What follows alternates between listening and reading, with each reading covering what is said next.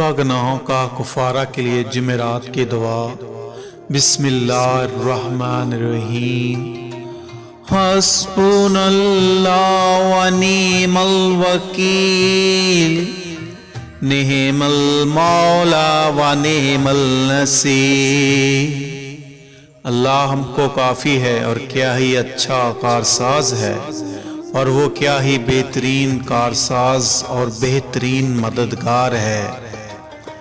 اس کے بعد یہ کلمات صدقے دل سے پڑھیں۔